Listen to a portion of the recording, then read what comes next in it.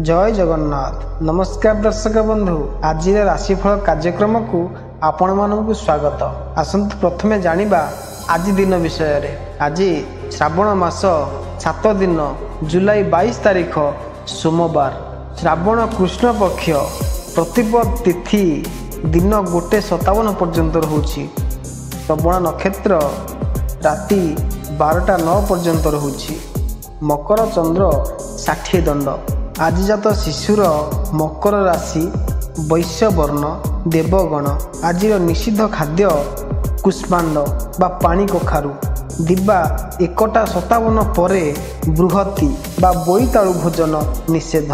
शुभ बेला प्रातरु दिवा 7:02 मध्य, पुणी 9:59 परे 1:07 मध्य। ये थिला आज दिन विषय रे। आसंतु जानिबा 12टी राशिर राशिफल विषय रे।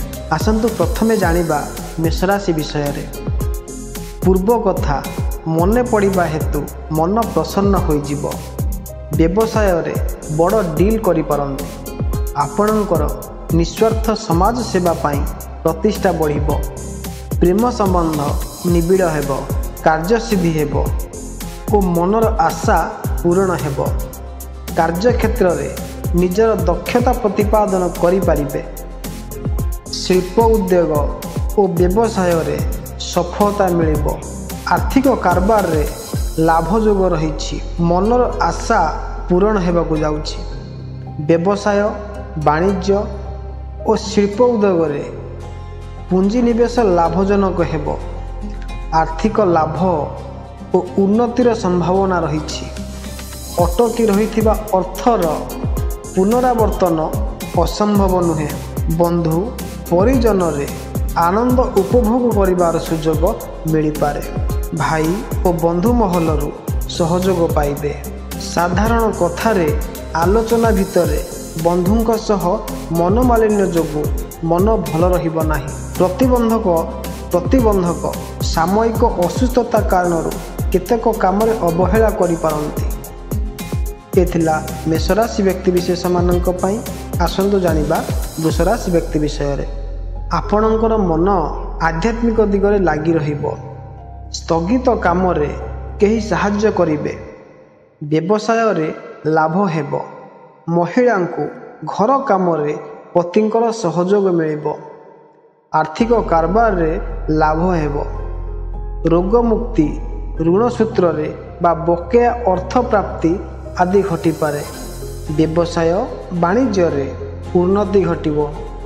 चाकरी क्षेत्र रे उपयुक्त मर्यादा मिलिबो। परिश्रमर मनोवांछित फल आपनकु निश्चित मिलिबो। परिवार रे बा बंधु मेल रे सुखाद्य भोजनर संभावना रहिछि। जानवाहनर सुख पाई पारिबे। बंधु मिलन अतिथि सेवा व्यावसायिक उन्नति आदि जोग रहिछि। जे कोनोसी सूत्ररू अर्थ प्राप्ति घटी पारे। निजर कृतित्व पाई सम्मानित हेबे। अर्थनैतिक अभिवृद्धि सह वैषयिक सुख समृद्धि लाभ पाई उद्वेग करि पारंती। सामयिक भाव रे स्वास्थ्य समस्या नहीं चिंतित रहिबाकु पड़ी पारे। बंधुंकर अनुरोध क्रमे आकस्मिक भाव रे दूर यात्रा करिवार सूचना रहिछि। एथिला वृष राशि व्यक्ति विशेष मानक पई।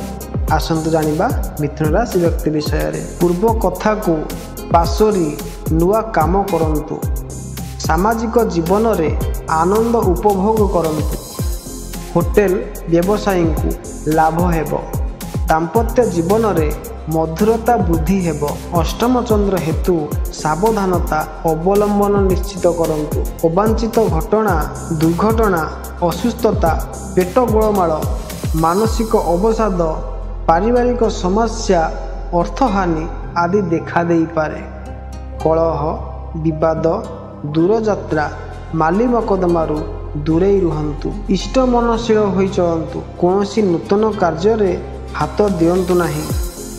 असुस्थता मानसिक अवसाद आबद्ध जोग विषम परिस्थिति और आर्थिक समस्या भितर दे गति करबाकू पड़ी पारे।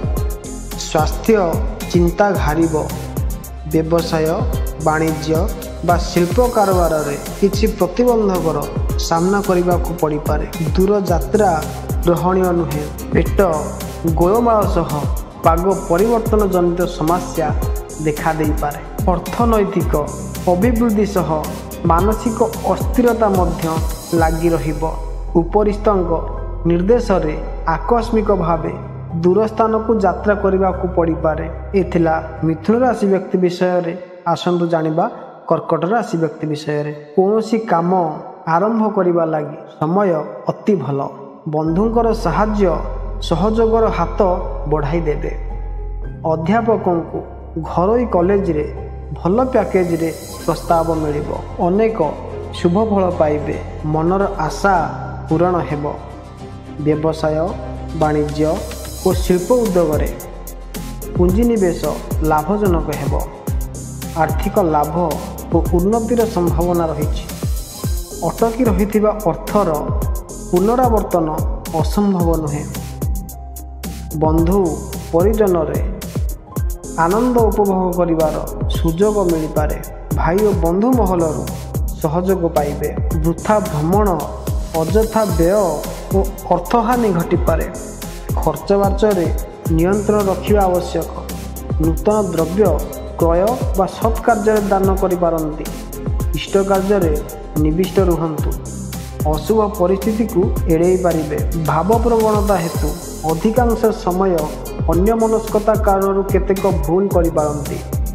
ବିଭିନ୍ନ ଚିନ୍ତା ଧରି କଳ୍ପନା ରାଇଜରେ ଘୁରି ବୁଲିବା ସକାଶେ ଇଚ୍ଛା ସୃଷ୍ଟି ହେବ। କର୍ମକ୍ଷେତ୍ରରେ ସହକର୍ମୀଙ୍କ ସହ ସାମାନ୍ୟ ତିକ୍ତତା ସୃଷ୍ଟି ହୋଇପାରେ। କରଜଦାତାଙ୍କ ଚାପ ବୃଦ୍ଧି ପାଇବା ହେତୁ ସାମୟିକ ଅସ୍ଥିରତା ଦେଖା ଦେଇପାରେ। ଏ ଥିଲା କର୍କଟ ରାଶି ବ୍ୟକ୍ତି ବିଷୟରେ। ଆସନ୍ତୁ ଜାଣିବା ସିଂହ ରାଶି ବ୍ୟକ୍ତି ବିଷୟରେ। ଆପଣଙ୍କ ଭିତରେ ନୂଆ ଶକ୍ତି ସଞ୍ଚାର ହେବ। ବ୍ୟବସାୟ ବୃଦ୍ଧି ପାଇଁ ପରିବାର ଲୋକଙ୍କର ସାହାଯ୍ୟ ପାଇବେ। ଶିକ୍ଷାର୍ଥୀଙ୍କୁ ପରୀକ୍ଷାରେ କମ୍ ପରିଶ୍ରମରେ ଭଲ ଫଳ ମିଳିବାର ସମ୍ଭାବନା ଅଛି। ଉଦାସ ଲାଗିବ। ଅସୁସ୍ଥତା ମାନସିକ ଅବସାଦ ଆବଦ୍ଧ ଯୋଗ ବିଷମ ପରିସ୍ଥିତି ଓ ଆର୍ଥିକ ସମସ୍ୟା ଭିତରେ ଦେଇ ଗତି କରିବାକୁ ପଡ଼ିପାରେ। ସ୍ୱାସ୍ଥ୍ୟ ଚିନ୍ତା ଘାରିବ। ବ୍ୟବସାୟ ବାଣିଜ୍ୟ ବା ଶିଳ୍ପ କାରବାରରେ କିଛି ପ୍ରତିବନ୍ଧକର ସାମ୍ନା କରିବାକୁ ପଡ଼ିପାରେ। ଦୂରଯାତ୍ରା ଗୃହଣୀୟ ନୁହେଁ। ପେଟ ଗୋଳମାଳ ସହ ପାଗ ପରିବର୍ତ୍ତନ ଜନିତ ସମସ୍ୟା ଦେଖା ଦେଇପାରେ। କାର୍ଯ୍ୟ ସିଦ୍ଧି ହେବ ଓ ମନର ଆଶା ପୂରଣ ହେବ। କାର୍ଯ୍ୟକ୍ଷେତ୍ରରେ ନିଜର ଦକ୍ଷତା ପ୍ରତିପାଦନ କରିପାରିବେ। ଶିଳ୍ପ ଉଦ୍ୟୋଗ ଓ ବ୍ୟବସାୟରେ ସଫଳତା ମିଳିବ। ଆର୍ଥିକ କାରବାରରେ ଲାଭ ଯୋଗ ରହିଛି। ସ୍ୱାସ୍ଥ୍ୟ ସମସ୍ୟା ନିୟନ୍ତ୍ରଣାଧୀନ ରହିବା କାରଣରୁ ସାମୟିକ ଖୁସି ଅନୁଭବ କରିବେ।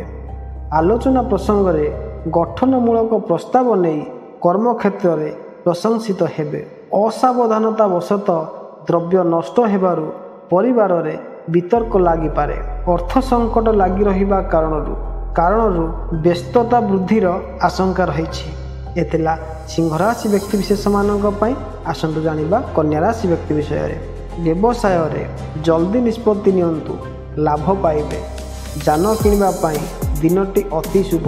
ଅଫିସରେ କାମ ସମ୍ପୂର୍ଣ୍ଣ କରିବା ପାଇଁ ବାଧାର ସମ୍ମୁଖୀନ ହୋଇପାରନ୍ତି। ଦୁଃଖ ଯାତନା ସହ ମାନସିକ ଉଦ୍ବେଗ ଦେଖା ଦେଇପାରେ। ଦୀନତା ରୋଗ ଶୋକ ଘେରି ଧରିବ।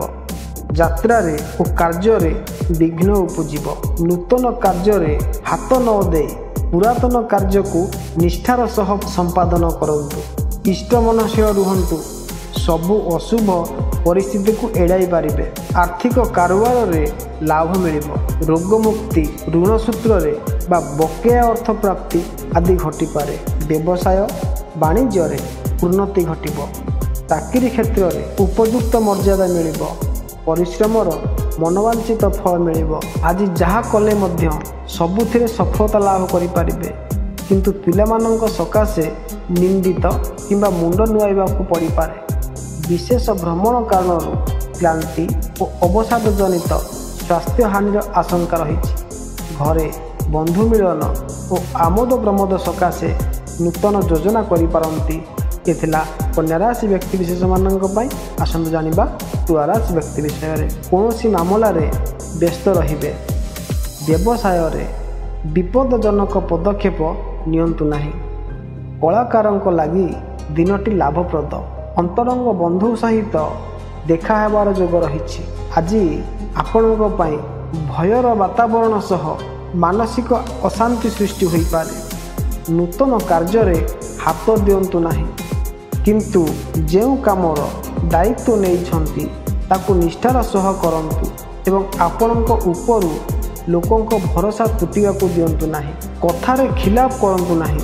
ଦୁଃଖ ଯାତନା ସହ ମାନସିକ ଉଦ୍ବେଗ ଦେଖା ଦେଇପାରେ। ଯାତ୍ରାରେ ଓ କାର୍ଯ୍ୟରେ ବିଘ୍ନ ଉପୁଜିବା ସଂକେତ ମିଳେ। ଆଜି ସକାଳ ଯାତ୍ରାରେ ସଫଳତା ମିଳିବ ଏବଂ ଗୁରୁତ୍ୱପୂର୍ଣ୍ଣ ସମସ୍ୟାର ସମାଧାନ ହୋଇଯିବ। ବନ୍ଧୁ ଗହଣରେ ମଜାଳିଆ କଥା କହି ଶତ୍ରୁଠାରୁ କାମ ହାସଲ କରିନେବେ। ଘର ଭଡ଼ାକୁ କେନ୍ଦ୍ର କରି ବିତର୍କର ସମ୍ମୁଖୀନ ହୋଇପାରନ୍ତି। ଏ ଥିଲା ତୁଳା ରାଶି ବ୍ୟକ୍ତିବିଶେଷମାନଙ୍କ ପାଇଁ। ଆସନ୍ତୁ ଜାଣିବା ବିଛା ରାଶି ବ୍ୟକ୍ତି ବିଷୟରେ। ବନ୍ଧୁ ଗହଣରେ ମଜାଳିଆ କଥା କହି ଶତ୍ରୁଠାରୁ କାମ ହାସଲ କରିନେବେ। ଘର ଭଡ଼ାକୁ କେନ୍ଦ୍ର କରି ବିତର୍କର ସମ୍ମୁଖୀନ ହୋଇପାରନ୍ତି। ଏ ଥିଲା ତୁଳା ରାଶି ବ୍ୟକ୍ତିବିଶେଷମାନଙ୍କ ପାଇଁ। ଆସନ୍ତୁ ଜାଣିବା ବିଛା ରାଶି ବ୍ୟକ୍ତି ବିଷୟରେ। ପରିବାରରେ କୌଣସି ନୂଆ ଦାୟିତ୍ୱ ଆପଣଙ୍କୁ ମିଳିପାରେ। ଭାବିଥିବା ଯୋଜନା ଭଲ ପ୍ରମାଣିତ ହେବ। ବ୍ୟବସାୟୀଙ୍କୁ ଯଥେଷ୍ଟ ଲାଭ ମିଳିବ। ପ୍ରେମ ପ୍ରସଙ୍ଗରେ ପ୍ରଗାଢ଼ତା ଆସିବ। ଉତ୍ତମ ପାନ ଭୋଜନରେ ଅପ୍ୟାୟିତ ହେବେ। ବସ୍ତ୍ର ଆଭୂଷଣ ପ୍ରାପ୍ତି ଓ ବନ୍ଧୁ ମିଳନ ଯୋଗ ରହିଛି। ଭାଗ୍ୟୋଦୟ ହେବାର ସମ୍ଭାବନା ରହିଛି।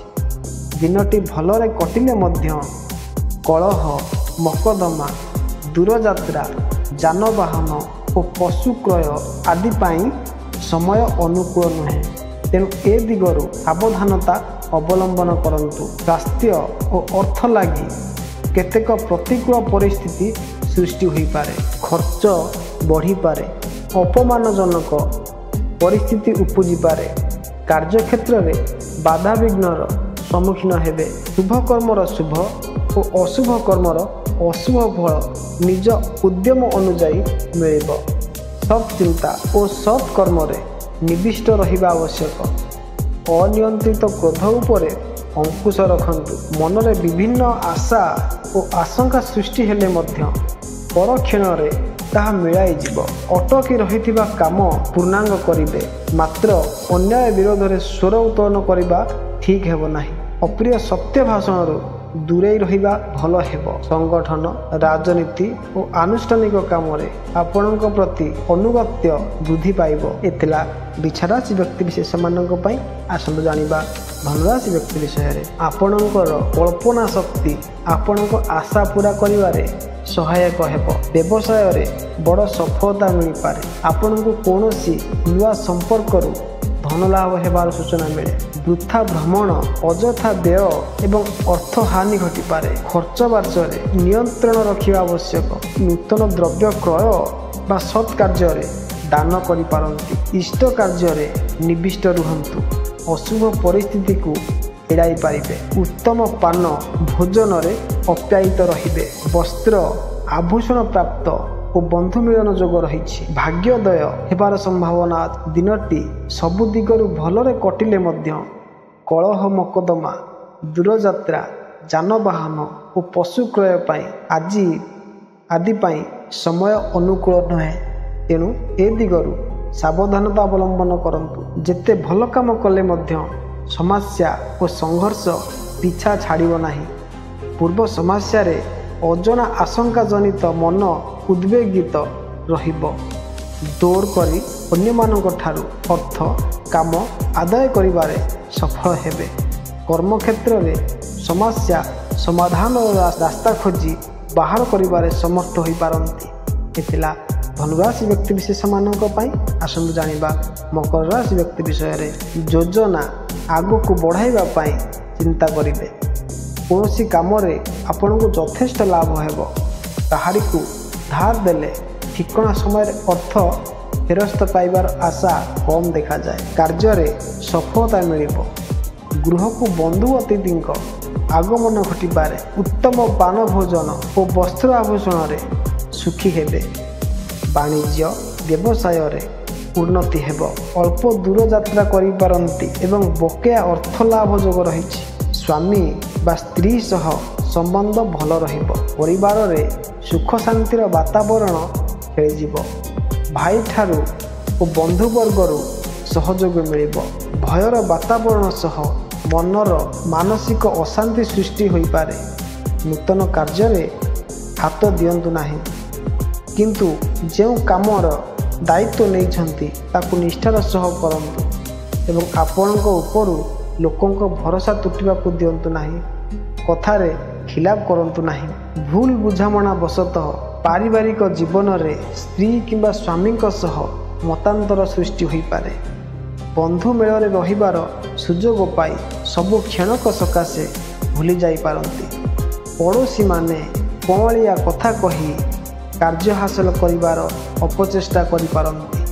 ସକାଳୁ ପିଲାଙ୍କ ସହ ଖୁସି ଗପ କରିବାର ମୌକା ମିଳିବ। ଏ ଥିଲା ମକର ରାଶି ବ୍ୟକ୍ତିବିଶେଷମାନଙ୍କ ପାଇଁ।